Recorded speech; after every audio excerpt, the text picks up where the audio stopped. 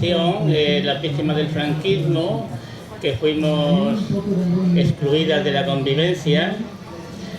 Y bueno, mis presentaciones siempre las hago con lo que puede llamarse efectos especiales.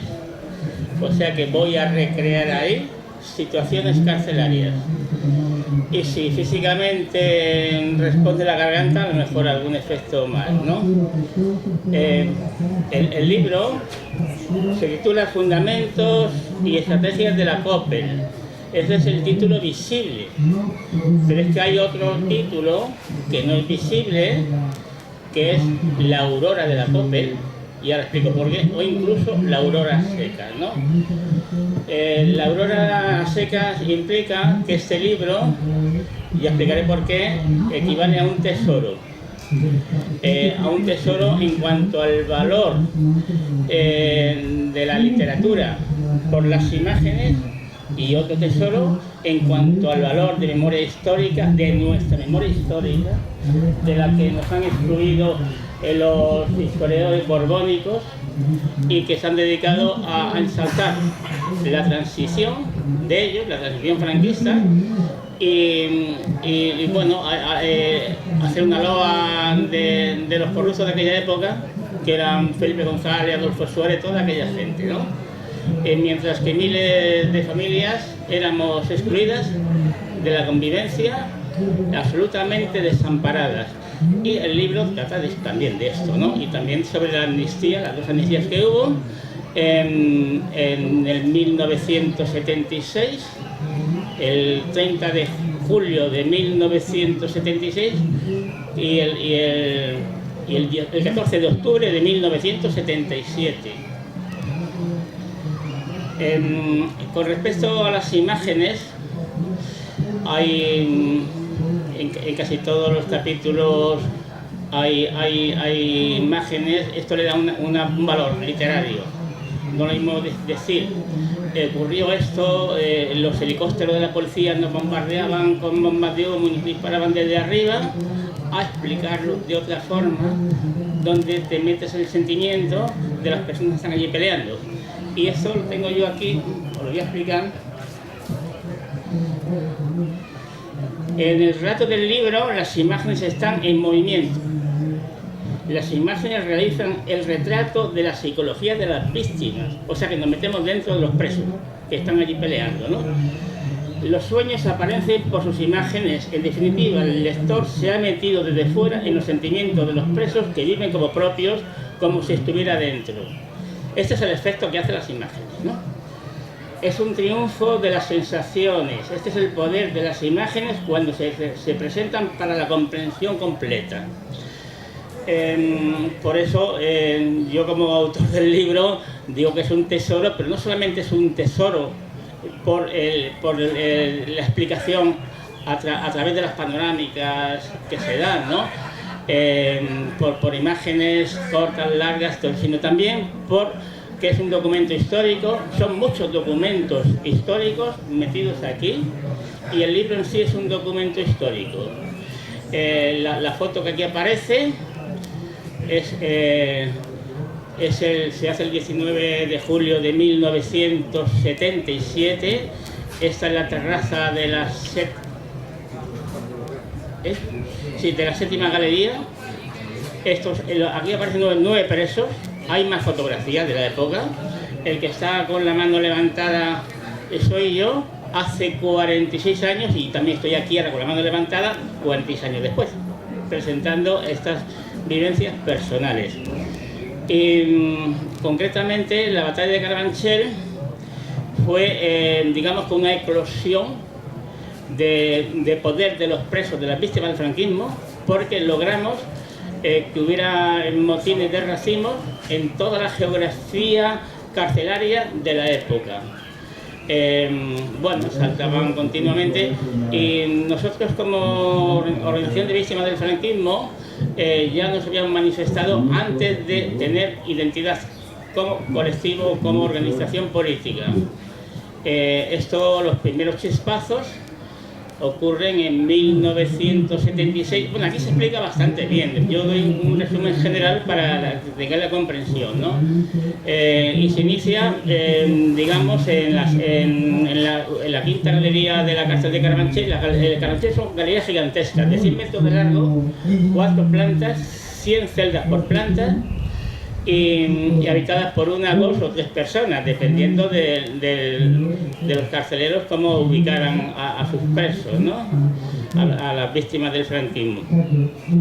Y nosotros ya nos sentimos engañados por el Delfín del Caudillo, que en su proclamación como rey habló de una oportunidad para todos, que había libertad, y nosotros desde los comedores en la televisión que le creímos. Nos llegó esa esperanza, esa falsa esperanza, y cuando dieron la primera amnistía, que era a todos los presos que no tenían delitos de sangre o de estragos, tampoco nosotros nos excluyeron. ¿Por qué? Porque nosotros nos llamaban delincuentes comunes, y ese es el gran vestigio que está sin resolver, porque en el franquismo lo habitual eran los falsos culpables para promocionarse, y está infectada en los archivos de la administración del Estado, ¿no? Y bueno, pues también se explica aquí un poco cómo las cárceles franquistas estaban llenas de personas pobres, analfabetas, y muy excluidas, ¿no? Y esto le servían a los jueces y a los policías porque tenían una compensación económica, medallística y de reputación para hacerse y todo esto, y a los jueces porque se promocionaban ellos mismos, ¿no? En el mismo sistema, que era absolutamente corrupto. Y bueno, al excluirnos de la amnistía, pues nosotros nos sentimos muy violentados y engañados por el jefe Borbón, que era el que en aquel tiempo era el jefe de todo, ¿no? De los ejércitos, del Estado y demás. Luego fue perdiendo poder porque al integrarse en un Estado de Derecho, los poderes empezaron a dividir, pero tenía todos los poderes absolutos, ¿no? Y el primer chispazo llegó, digamos que fue como nosotros funcionábamos con acciones directas, golpes de mano, lo llamo yo. Y el primer golpe de mano lo realizamos en la COPEL embrionaria, antes de ser COPEL, la pre-COPEL, estamos hablando, ¿no? Haciendo una huelga general de talleres, porque estábamos esclavizados en la quinta galería, trabajando para el tirano, y casi sin ningún tipo de monumento, ni seguridad social, ni seguros sociales, ni nada, ¿no? Y hicimos una huelga general estratégica porque era muy complicado explicar personalmente o hacer una asamblea, porque las celdas de castigo eran tremendas. Celdas de castigo, te metían aislado en una celda oscura y te echaban cubos de agua. O sea, simplemente con eso ya se sabe el daño que hacían a la psicología y a las personas, ¿no? Y tuvimos que idear una estrategia que era colocar en las ventanas de las cuartas plantas panfletos escritos con la mano no practicables, y con una cuerdecita al jalar caían los panfletos sobre el patio, y lo hicimos así, ¿no? Cuando empezaron los panfletos a revolotear desde la cuarta planta, nos estábamos en el patio a punto de hacer las formaciones militares para ir a talleres.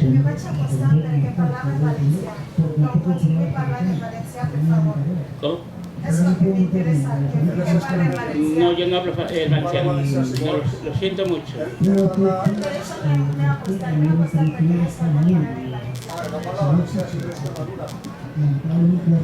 ¿Qué es lo que dice? Así parla en valenciano. Porque parla en valenciano.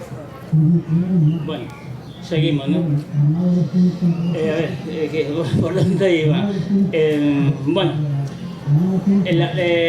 la huelga en el taller había fracasado porque nosotros estábamos expectantes de que los trabajadores esclavos se agacharan por los panfletos, unos caían boca abajo, otros boca arriba, y como nadie se agachó, tuvimos que ser nosotros, coger uno y otro, y al ver esa actitud, todos los demás cogieron un panfleto, leyeron, que era una cosa muy simple, queríamos que nos pagaran, que nos dieran el sueldo para tener por lo menos para tabaco, para un café, para un bocadillo, un papel higiénico, lo imprescindible. Y al leerlo, y como era muy simple, hay que tener en cuenta que en los trabajadores penitenciarios no tenían información. Estamos hablando del 76. El país estaba completamente desinformado, lleno de analfabetos, y solamente había una información que venía unidireccionalmente de los medios de comunicación franquistas. Entonces no había alternativa para conocer más cosas que las que te decían, ¿no? Y al ver, no podíamos explicar en el panfleto más una problemática mayor sobre los seguros que nos debían, sobre el sueldo mínimo interprofesional, sino algo muy simple que lo entendieran todo el mundo. Y funcionó porque al coger los panfletos, todos los presos, unos 400, se agacharon por los panfletos, lo leyeron, y al tocar la formación militar para formar, era formación militar firme, izquierda, derecha, todo esto, ¿no? Nadie formó, y entonces hubo una desobediencia que se llama alterar el normal funcionamiento del establecimiento penitenciario, que es un motín de baja intensidad. Porque claro, es una desobediencia al cornetín, que es la orden que daban los carceleros, porque allí funcionaba todo por delegación. Y nos sentamos en el patio, por la tarde aparecen los antidisturbios, ya los compañeros de la séptima galería sabían que íbamos a hacer algo, no sabían si iba a funcionar o no, funcionó. Y cuando entran los antidisturbios, muy ruidosos, con sus cascos, con sus escudos, con sus porras, sus botas, pues hacían muchísimo ruido, pasaban por el centro. En las galerías son rejas americanas altísimas, y entonces los ven y los escuchan. Y como los gritos de los trabajadores que nos están pegando con los pergajos la policía, ¿no? Y los compañeros suben al tejado, con un somier rompen la cubierta de la cuarta planta, y ya se ve desde la calle que hay un problema en Carabanchel. Y digamos que el día 31 de julio de 1976 aparece lo que va a ser la COPE, los presos en lucha, las víctimas del franquismo. Y bueno, pues como he dicho antes, hay una recreación.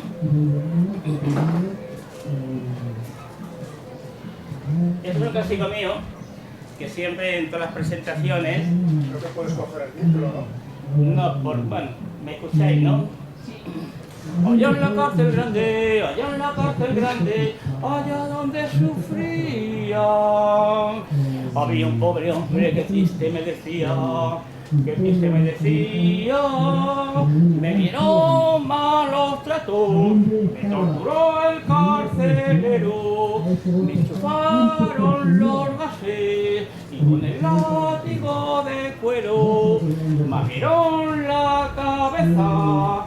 Te fíes, no te fíes, allá en la cárcel grande, allá en la cárcel grande, donde los enfermos morían. Habitaba la tortura de los capitalistas, nos vamos a motilar, como la COPE a luchar, a los verdugos del pueblo vamos a eliminar. Allá en la cárcel grande, allá en la cárcel grande, donde los pobres sufrían. Una víctima del atropello que triste me decía, me he cortado las venas con huelga de hambre que padecía, donde los derechos humanos en la tortura día a día. Voy a quemar la prisión hoy antes que mañana, para que el carcelero asesino pierda el sueldo y su destino. Allá en la cárcel grande, allá en la cárcel grande, donde los pobres sufrían. Los presos en lucha, los presos en lucha, la revolución venía, la revolución venía.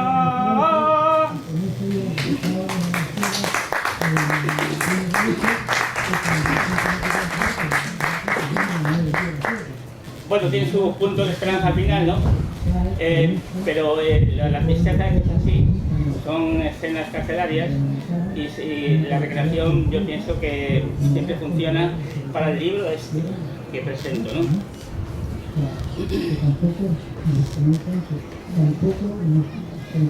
Luego en el libro vais a encontrar creatividad, todo está, hay una gran inspiración y de donde salen las imágenes.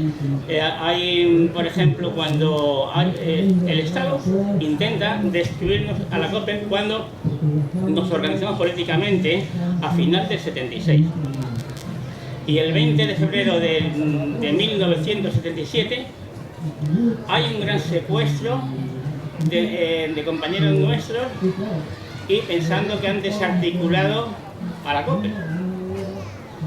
Y llenan un autobús, la gente desnuda, con espárragos en la boca, pero como el secuestro fue por la noche después del toque de silencio y las galerías tienen un eco asombroso porque son abiertas, no hay plantas cerradas, son pasillos y puentes colgantes, 100 metros de larga, entonces todo se oía.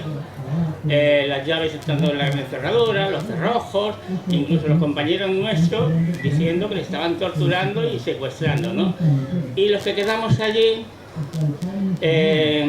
pues a la mañana siguiente hay una imagen que son las sombras, se habla de las sombras, que van y que vienen y que es muy interesante, el que no lo ha leído ya lo ha visto y que no, pues lo puede ver, el libro cuesta 9 pavos nada más, ¿no? Y esas imágenes son muy interesantes porque van describiendo los pasajes como paisajes, como hemos hablado antes de que la imagen presenta una literatura mucho más rica para comprender las circunstancias de aquella época. Los que quedamos allí nos organizamos, hacemos una asamblea dispersa, porque claro, han secuestrado a nuestros compañeros, no podemos arruinar toda la galería porque dice, todavía quedan aquí en la lucha estos, para dar 2 golpes de mano más. Los primeros golpes de mano que se dan como COPE revolucionaria y consistieron en la primera vez una lucha de autolesión colectiva, corte de venas. Inundamos unos 30 compañeros, inundamos el centro y la galería primera, que era la de los carceleros, de sangre, digamos que una barricada de sangre, y se paraliza la prisión. No pueden entrar los ingresos, ni las libertades pueden salir, ni los carceleros, ni ningún tipo de asistencia, ni los que vienen de juicio, nadie, está paralizado, ¿no? Y entonces nosotros queríamos ir a denunciar a un hospital de la calle, nos negamos a curarnos y deciden seguramente, porque consultaron con Adolfo Suárez y toda esa gente, porque la carrera estaba colapsada completamente. Y nos propone que llevarnos al hospital penitenciario. Y nosotros, sangrando, hacemos la asamblea allí mismo y le decimos que sí, que queremos ir al hospital penitenciario a curarnos. Y una vez allí, pues nos encontramos con un grupo de compañeros que lleva trascendido la COPE, tenían el anagrama también nuestro, que es la absoluta de España enrejada, y con ellos, no os cuento todos los detalles porque aquí lo tenéis, ¿no? Asaltamos el hospital penitenciario, tomamos la parte de abajo, la primera y segunda galería, las personas que no podían porque estaban lesionadas o porque estaban recién operadas, por el motivo que sea, o en silla de ruedas, colaboraron haciendo barricadas con colchones y camas en las rejas americanas de la galería, mientras que nosotros, unos 30 de Carabanchel y unos 20 del hospital, subimos al tejado.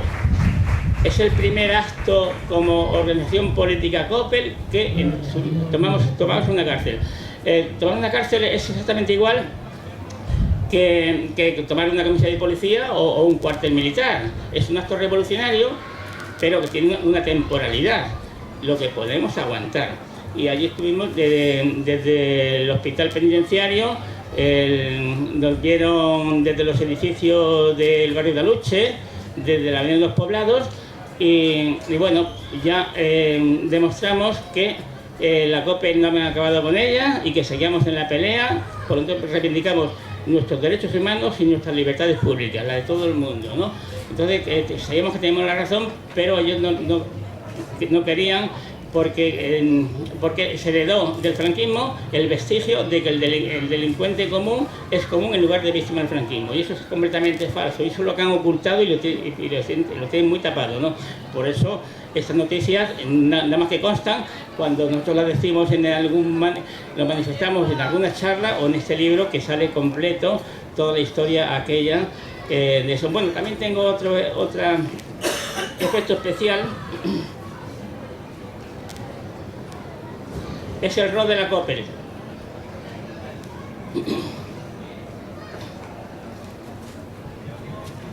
Lo pongo aquí porque no me acuerdo del texto completo, ¿no?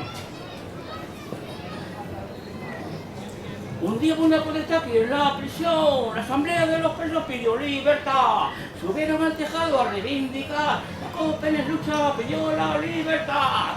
Todo el mundo va a luchar. Todo el mundo con la Coppel, amnistía, libertad. Todo el mundo va a luchar, todo el mundo con la Coppel, amnistía, libertad. El preso franquista dijo al represor: escucha, corrupto, derechos humanos ya, paso de tortura, no más represión, cárceles en llamas, todos al tejado ya, amnistía, libertad. Todo el mundo con la Coppel, amnistía, libertad. La celda de castigo para el represor, tortura nunca más, es la rebelión. Congreso de Diputados, víctimas en prisión, gobierno corrupto, no más represión.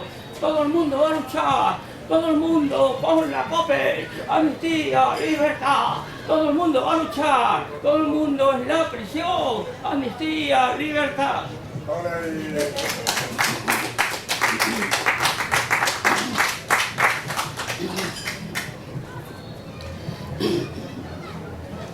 Pues yo un poco más, porque como está aquí en el libro, si quiere hacerme alguna pregunta o lo que sea sobre las circunstancias, lo cierto es que excluyeron a miles de personas de la convivencia, nos desampararon completamente y pensando y es el vestigio, el peor de los vestigios es el nuestro, no el de las callecitas que tienen otro nombre. Eso es un vestigio que existe, pero el de las personas, el de los seres humanos, ese es el más grave. Y los crímenes del franquismo siguen vivos porque a las víctimas nos impiden una jubilación ordinaria porque nos robaron las cotizaciones a la seguridad social en los encarcelamientos franquistas. Y sin embargo, a otros se los han reconocido, aquellos que estaban organizados políticamente. Quienes tenían archivos le aplican la ley de amnistía. A nosotros, que estábamos solos e indefensos y no teníamos archivos, nos excluyeron de la amnistía y por eso nos deben la integración, el reconocimiento y sobre todo que nos apliquen las cotizaciones robadas por los secuestros carcelarios. Sobran pruebas evidentes. Las personas eran secuestradas policialmente, guardia civil o policía, en la sala de tortura. En la sala de torturas que tenían un tiempo ilimitado el que quisieran porque no había garantías de ingreso, no había ni siquiera garantías de la fecha del lugar de la detención y allí tenías que salir con autoconfesiones en secreto, y digo en secreto porque si no hay abogado que esté presente en tu declaración, ni forense, ni habeas corpus, ni nada, es una declaración en secreto, que así funcionaba el franquismo, ¿no? Y entonces éramos todos víctimas, sin exclusión. Para que hubiese un culpable en el franquismo habría que hacer un examen especial de cada causa, ¿no? Y sin embargo, los criminales, los torturadores, los asesinos, los violadores, militares, guardias civiles, policías, políticos y militares, fueron amnistiados masivamente y a sus víctimas las dejaron en las cárceles. Entonces es un problema que persiste y es por supuesto muy necesario comunicarlo, ¿no? Y en el libro tenéis bastante información sobre análisis jurídico de la amnistía que nos han negado a las víctimas del franquismo, nada menos que eso, ¿no? Y porque si nosotros estamos en un sistema que no había garantías de veracidad de los sucesos ni de las autorías, ¿por qué nos negaron el derecho a la integración en la comunidad como los demás? Eso es lo que ha pasado y esto es lo que transmito a vosotros, compañeros. Muchísimas gracias y preguntadme lo que queráis. Yo quería preguntar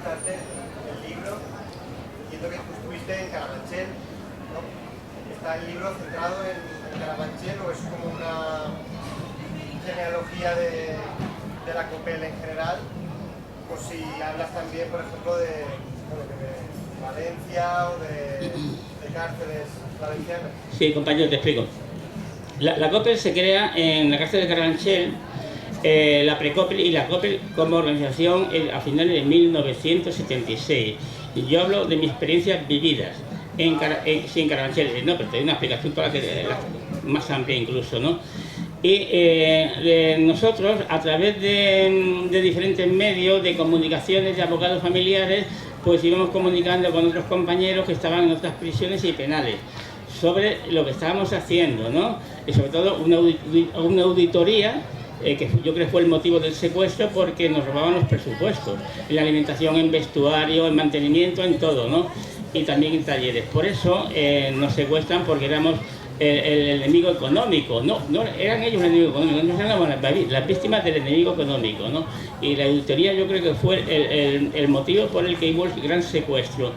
Entonces, yo he estado en las grandes luchas de Carabanchel. Yo siempre estaba ahí, ya lo tenéis aquí, ¿no? En primera línea, y luego también tengo información de cómo se expande el racismo, los asaltos carcelarios en las prisiones, ¿no? Quemas de prisiones en Badajoz, asaltos en Burgos, en Los Tejados, en Barcelona, en Valencia también, ¿no? Pero, lógicamente, una persona no puede estar en todos los sitios a la vez, ¿no? Está solamente lo que conoce. No, pero yo la explicación que quieres te la doy, si quieres más ampliamente, ¿no? Entonces yo me limito a transmitir mis experiencias vividas, ¿no? Casi todo es vivido, a lo mejor un 1% que me hayan contado, que hayan metido ahí, pero casi todo es experiencia personal. He hablado de la batalla de Carabanchel, así para que sepáis un poco cómo fue aquello. Estuvimos 4 días y 3 noches. Nosotros le quitamos el dominio al Estado a primeras horas del día 18 de julio, fue expresamente el día de la fiesta franquista, el 18 de julio, le elegimos precisamente por eso, ¿no? Y el Estado retomó la prisión a las 6 de la tarde del día 21, por lo tanto fueron 4 días y 3 noches, ¿no? ¿Y por qué aguantamos tanto tiempo? Si cuando los presos toman una cárcel o la incendian, pues es una revolución temporal, ¿no? De unas horas, un día o lo que sea. ¿Por qué tanto tiempo? Muy simple, ¿no? Porque en Carabanchel las terrazas son altísimas. Hay que contar la planta baja de servicios, luego se ve en internet 4 filas de celdas, y ya son 5, más la terraza son 6 plantas, ¿no? A ver cómo suben allí a por nosotros a bajarnos. Era muy difícil, porque también se cuenta aquí en el libro que desde la 4ª planta llegó la infantería a dispararnos, pero como las pelotas no eran rasantes, tiraban para arriba, nos dieron al principio, ¿no? Algún bolazo, pero ya nos cuidamos de no arrimarnos al bordillo, al murete que había en la terraza, y nos metimos para adentro, ¿no? Y luego cuando llegó la aviación, es muy curioso, también lo cuento aquí, ¿no? Porque no solamente ganamos a la infantería, porque alguno de los políticos de la celda de abajo nos pasó un tiras chinas, y como arriba había piedras de esas como engrudo, no se puede tampoco dormir, pues un chaval cogió el tirador, se asomó así, miró que disparaban, tiró y le dio en la cara a uno de los tiradores de la policía, ¿no? Un grito espectacular, y desapareció en todo el momento, ¿no?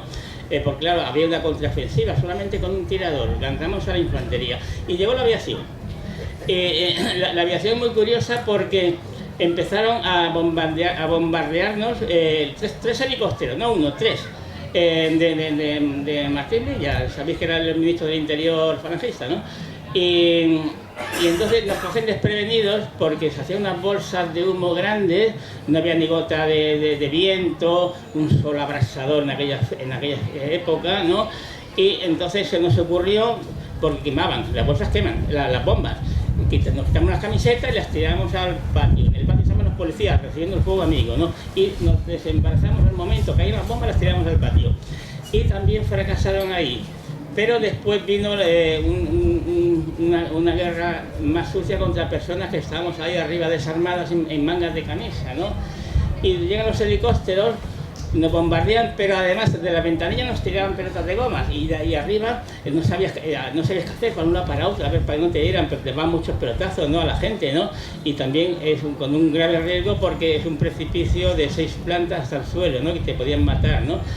Y surgió también la suerte que un compañero que estaba exactamente, yo estaba en la 7ª galería como estamos aquí, estoy aquí en la foto, ¿no? Y estaba un compañero, le dio mucha rabia porque no sabíamos qué hacer, algunos se rendían, sacamos un pañuelo blanco de rendición porque estábamos desesperados y aterrorizados, porque no había forma de quitar las bombas y eludir las balas de goma, ¿no?, de los fusiles. Cogió una bomba y con mucha fuerza la tiró para arriba para darle en la panza, pero hizo una pirueta y se coló por la ventanilla. Y entonces el helicóptero empezó a ir así, saliendo humo por las ventanas, por encima de la 5ª galería de la 7ª, y se iba a estrellar ya en un pequeño cementerio que hay allí, lindando a las tapias de la galería, y se ve un hilillo de humo que sale por la ventanilla. La habían encontrado, no la encontraban al principio, lógicamente, ¿no? Y el helicóptero se fue yendo hacia Cuatro Vientos, Carabanchel, y los otros dos detrás, y también ganamos a la aviación. Es un éxito, pero también porque tengo mucha suerte, ¿no? Y bueno, la batalla de Carabanchel está aquí en 5 capítulos. Hay aquí la batalla de Carabanchel, que yo creo que ilustra bastante bien, toda una experiencia vivida, y bueno, si hay más preguntas, pues me decís. Una pregunta sobre Carabanchel. ¿Qué ha pasado con la cárcel? Decían que lo van a derribar, decían que se va a guardar como memoria histórica, no existe la cárcel de Carabanchel, es un solar. Sí, sí, un solar, sí la derribaron, sí, porque era un símbolo del franquismo que tenía que haberse conservado como memoria histórica, igual que ocurrió en la cárcel de Badajoz y en otras, ¿no? La modelo de momento se mantiene, la de Barcelona, pero es que esos edificios que son emblemáticos de la represión, habría que haberlos conservado como denuncia el edificio, ¿no? Y no existe Carabanchel como existe la fotografía y las personas que la hemos vivido, ¿no? Esto es la COPEL. La COPEL, yo ya he explicado lo que pensaba, ya la recreación ya las he hecho y el efecto especial también. Y entonces si queréis algo más, alguna pregunta que me queráis hacer o lo que sea, pues adelante, si no pues acabamos y nos vamos a otro sitio, ¿no? Y yo, sobre todo agradecerles mucho que estéis aquí, ¿no? Y haber escuchado a la víctima del franquismo, que estamos aquí en la pelea, porque nosotros estamos en la lucha anticarcelaria dentro de la cárcel, que es una lucha muy difícil, de mucho sufrimiento, y aún seguimos porque no hemos perdido la esperanza. Estamos aquí en la lucha, seguimos siendo la COPEL, pocos o muchos, y también estamos integrados en el movimiento de cualquier colectivo que esté en lucha por un cambio, por un mundo nuevo, un mundo mejor, ¿no? Lógicamente estamos en esa vía, una vía se llama revolucionaria o como queráis llamarla, en esa vía estamos. ¿Hubo algún apoyo por algún colectivo, algún movimiento político a la COPEL? Sí, verás, los típicos partidos de izquierda se integraron en el franquismo, negociaron su amnistía, negociaron sus cuotas de poder, sus nóminas vertiginosas y dejaron abandonadas a las víctimas. Los comunistas, los socialistas, toda esa gente, ¿no? Y no solamente encontramos apoyo por el movimiento libertario, que tenía una visión mucho más amplia, ¿no?, de lo que es la cárcel y son las víctimas del Estado, del capitalismo, ¿no?, de la represión, todo esto. Entonces, nosotros ideológicamente no teníamos una idea muy específica, ¿no? En la COPEL entraban todos aquellos prisioneros víctimas del franquismo que querían luchar, nada más. Y lógicamente éramos, la ideología que yo puedo explicar es que era la de los débiles y sociales, ¿no?, y los pobres y los analfabetos, ¿no? Y dentro de ahí los que sí nos apoyaron pues fueron, digamos, la CNT, por ejemplo, en su presentación en Madrid, en San Sebastián de los Reyes, pues lo dicen claro, presos políticos a la calle, comunes también, comunes. Había un medio, Ajo Blanco, que también apoyó la COPEL. Sí, hay prensa alternativa, sí, por supuesto que sí, y grupos individuales también, pero me refiero a los que se integraron, a los parlamentarios. Eso nadie, absolutamente nadie, a sabiendas de que estaban infectadas las cárceles de víctimas del franquismo, falsos culpables, que era lo que les promocionaba a ellos, ¿no? ante la gente, ¿no? Porque la gente de la calle, pues nada más que tiene la única información de la prensa franquista. Estaba una información dirigida, ¿no? para ellos, creando el franquismo sociológico, que todavía persiste. Pero no había otra alternativa de información porque no existía y tuvieron que buscarla poco a poco entre unos y otros. Y el movimiento libertario,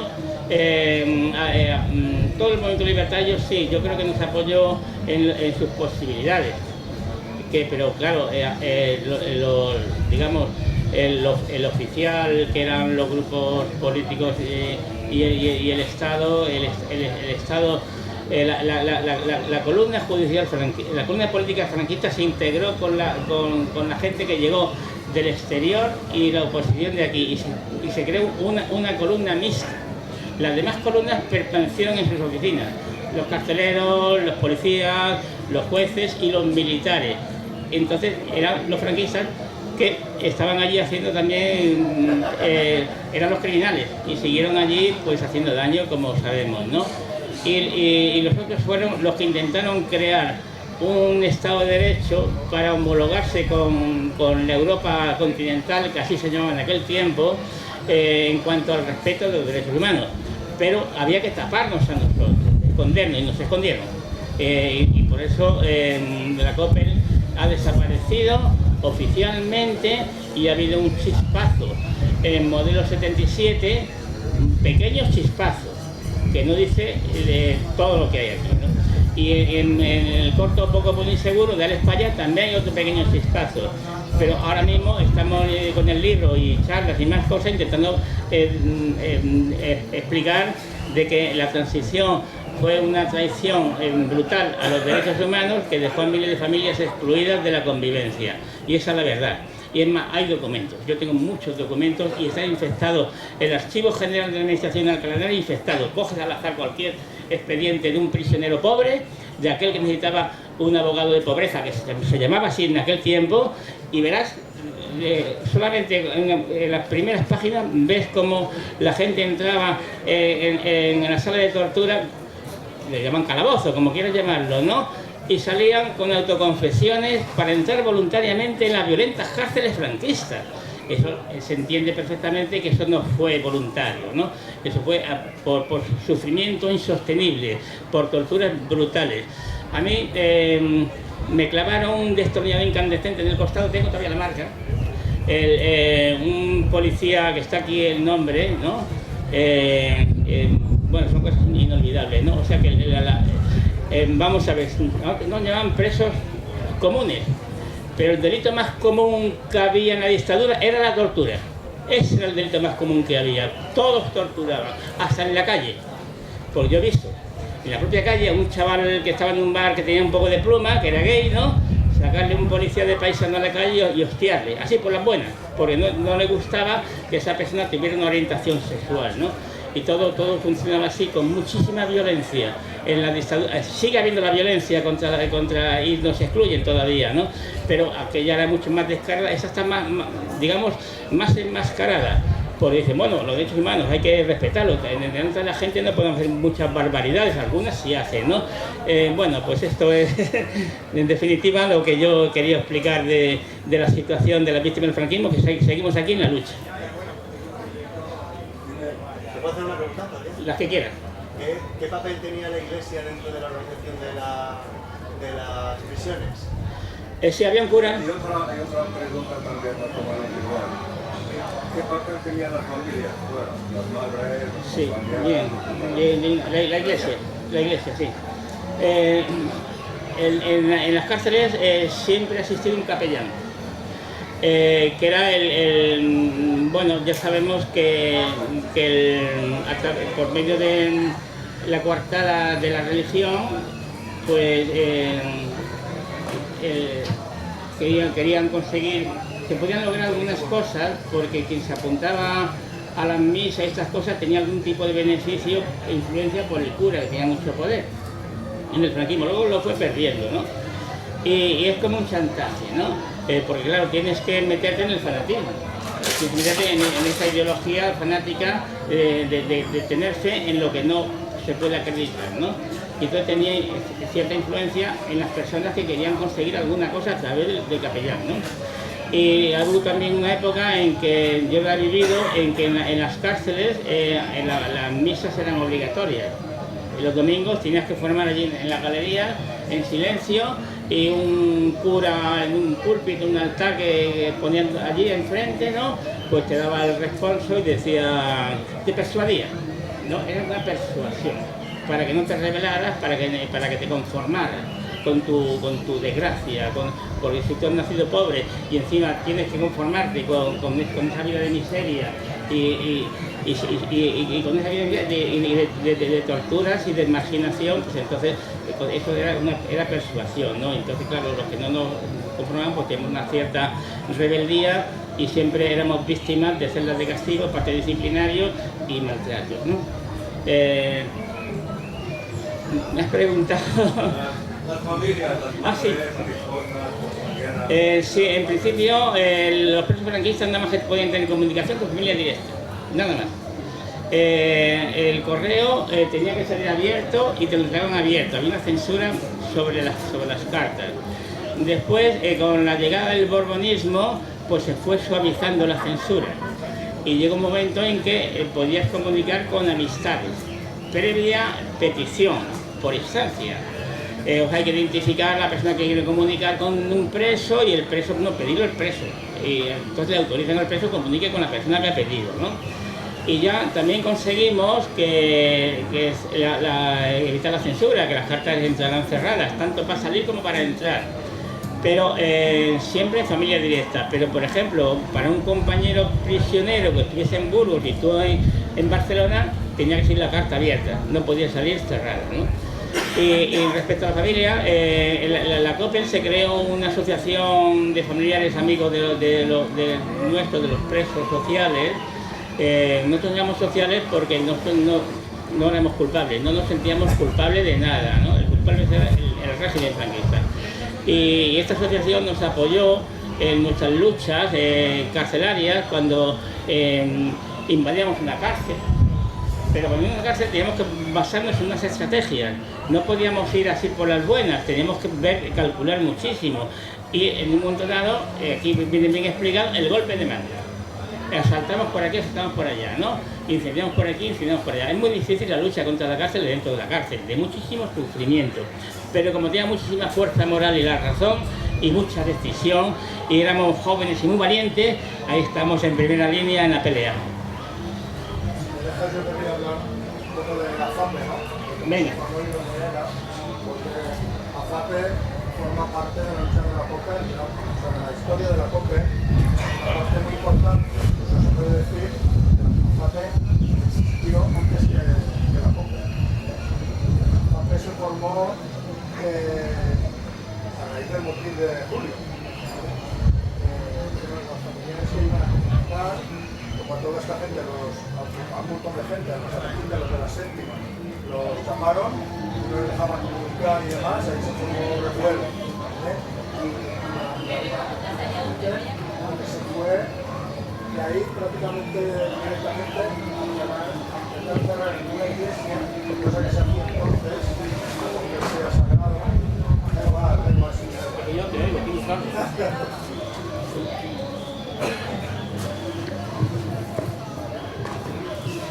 Pues fueron así a buscar refugio en una iglesia y no lo encontraron, lo intentaron varias veces y fueron desalojadas, ¿no? Y al final en Moratalaz, un cura de estos cañeros que había entonces, les dio cobijo en la iglesia y estuvieron en la iglesia en la asamblea permanente durante un montón de tiempo, ¿no? Cada vez que en la cárcel había un motín, las familias iban allí a apoyar el motín, pero volvían y ellos estaban con su asamblea y ahí se estaba discutiendo constantemente. De hecho, en las asambleas de AFAPE se discutieron las tablas reivindicativas de la COPE y como que participaron también la gente de AFAPE, que yo lo sé. En AFAPE había muchas familias, a lo mejor eran 200 o 300 personas. Y también había expresos que participaban, que salían, que entraban. Había gente de comités de apoyo, gente activista que a lo mejor habían estado en grupos de la extrema izquierda y no sé qué, y allí como que se pusieron al servicio de aquella historia, ¿no? Después se formaron los comités de apoyo Coppel, y en parte en Madrid la gente que lo hizo estaba también en AFAPE, ¿no? En fin, que es muy interesante la historia de AFAPE. También, bueno, hicieron ahí un intento de asociacionismo legal, no sé qué. Creo que nunca les legalizaron, ¿eh? Lo intentaron. En fin, la historia de AFAPE, bueno, en el libro Cárceles en Llamas hay referencias a todo lo más importante y tal, pero la historia de AFAPE está por contar y es interesantísimo, ¿no?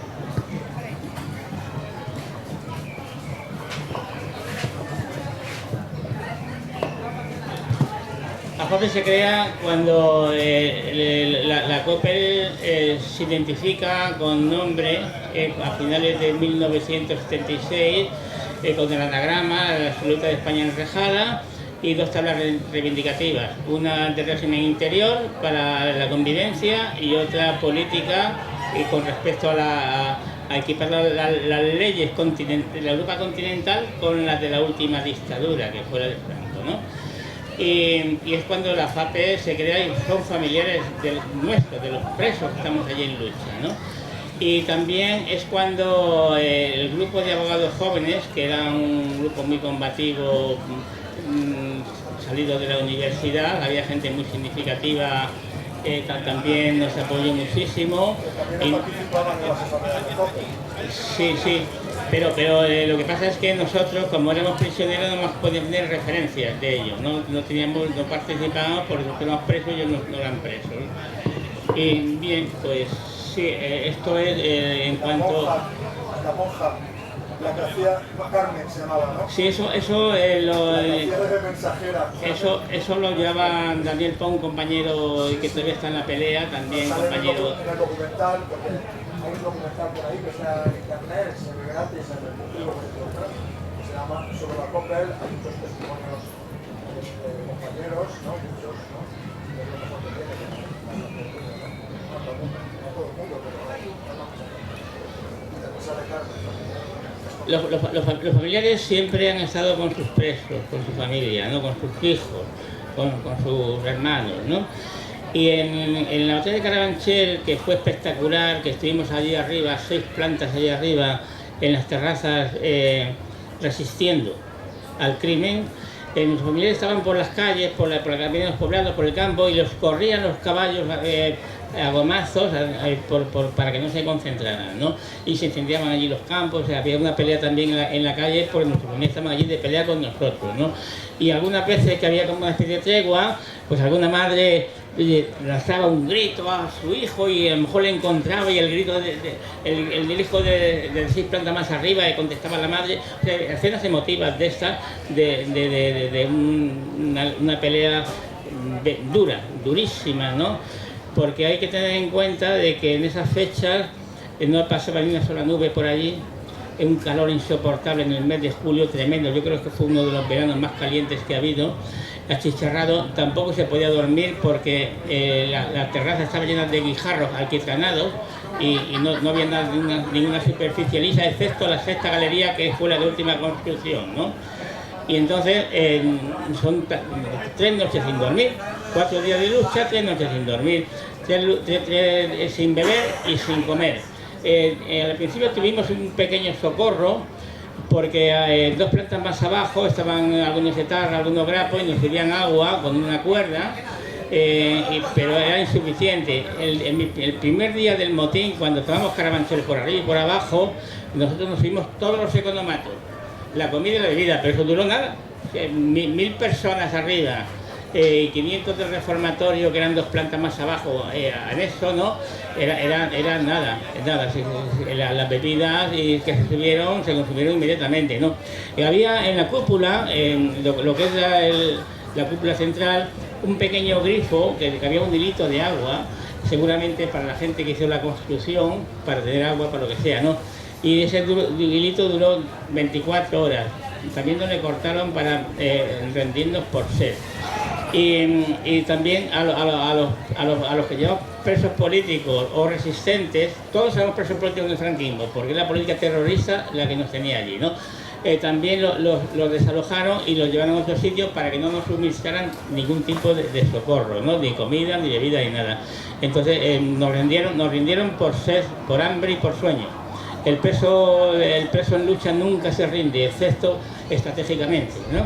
Como en ese caso y como en el hospital, ¿no? Y empezamos unos 1000, toda la cárcel estábamos arriba, todas completamente, se hicieron buzones en todas las galerías con somieres y nosotros invadimos 9 personas de un comando aéreo de la COPEL y otro comando por abajo tomó la parte de abajo. Está muy bien explicado por qué logramos romper la incomunicación y cómo 9 personas firmamos por una pared vertical. Eso también está muy bien explicado aquí, ¿no? Y entonces yo recuerdo nuestros compañeros desde abajo levantando a los presos, a las víctimas, ¿no? Y nosotros de arriba nos preguntaban, ¿qué haces ahí arriba? Luchando por la libertad. ¿Y nosotros qué hacemos? ¡Subir! Y pronto empezamos a ver cabezas que salían y cuerpos por las terrazas, ¿no? Y cada vez más, y entonces vimos que había sido un éxito enorme. Y también vimos a los chicos del reformatorio, unos 500, el reformatorio era hasta los 21 años, que era la mayoría de edad de aquella época, ¿no? Porque con 21 años ya pasaban a la prisión de hombres, la nuestra, ¿no?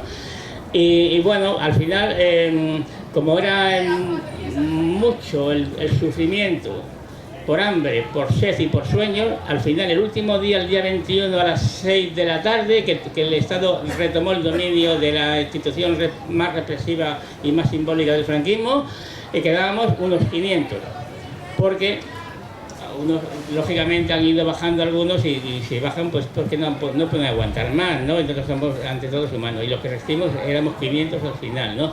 Y ahí acabó, digamos, la batalla de Carabanchel, que hay 5 capítulos aquí bien explicados. Bueno, hay muchas más cosas, ¿no? También hablamos de los años 60, las luchas de la compasión, muy interesante, porque secuestraban a la gente, a los presos, para llevarlos a la comisaría, para que hacerles asumir causas, delitos que no estaban, que los tenían limpios, libres, ¿no?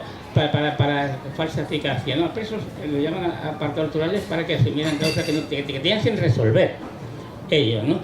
Y luego también, como la lucha es esperanza y nunca la hemos perdido, también tenemos unas nuevas reivindicaciones al final, en el último capítulo de la COPEL actual, que también existe, porque aquí estamos en la pelea.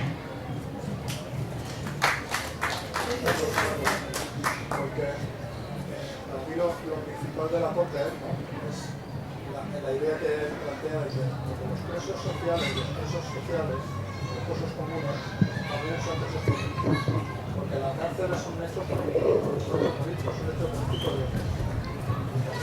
La COPEL demuestra, da un ejemplo de cómo se pueden plantear las cuestiones políticas desde abajo, ¿no? O sea, movilizándose con energía, con pasión, ¿no?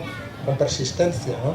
Cosa que si no hacemos ahora no vamos a plantear una mierda nunca, ¿no? A través de partidos políticos, sindicatos, asociaciones y tal, bueno, yo no digo que sean inútiles, pero la cuestión es salir a la calle y poner el cuerpo, como dicen ahora, y esto es la historia de COPEL, digamos, en la historia, no digo la historiografía, sino la historia como memoria, porque los que vivimos aquello todavía lo estamos viviendo, de algún modo, ¿no? Entonces, es un ejemplo desde luego, pero tremendo, ¿no? O sea, muy grande, de lo que es la lucha anticarcelaria, efectiva, que tuvo una influencia determinante incluso para lo que hay ahora, o sea, para conocer, para comprender el sistema penitenciario actual. La referencia es la COPEL, porque todo se ha hecho para que aquello no vuelva a suceder. Y sí que ha vuelto a suceder, una y otra vez, hasta ahora, cada vez en menor, o sea, con menor dimensión, etc. Pero no solo es un ejemplo para la lucha anticarcelaria, es un ejemplo de lucha social directa por parte de la gente, popular, ¿no? Y de cómo gente que ignorante, pero que está sufriendo y que todos sufren lo mismo, por medio de la solidaridad, que se moviliza, practica la acción directa, ¿no? Etcétera, ¿no? Y crea de algún modo sus propias instituciones, que son efímeras, pero las asambleas, la propia COPEL, no sé, ahí hubo un trabajo organizativo de la hostia. Fuera también, AFAPE, los comités de apoyo, los grupos autónomos que le prendíamos fuego a los bancos cuando había motines, cosas así, que bueno, eso no es discutible de que se haga eso, en aquella época ya se discutía, pero formaba parte del movimiento. Ahí sí, realmente, entonces no se empleaba, casi no se conocía el concepto de movimiento social tal como se emplea ahora, pero hubo un movimiento social súper interesante, ¿no? A ver, Fernando, parece que la presentación es tuya, ¿eh? Sí, no, porque tenías que hacer una charla tú del tema, ¿no? Sí, a ver, mira. Yo he interpretado Allá en la cárcel grande, que es una recreación de situaciones carcelarias, y luego El rol de la COPEL. Y ahora, para despedirme, un twist así como cañero, ¿no? Venga, lo voy a interpretar y ya cortamos, ¿no?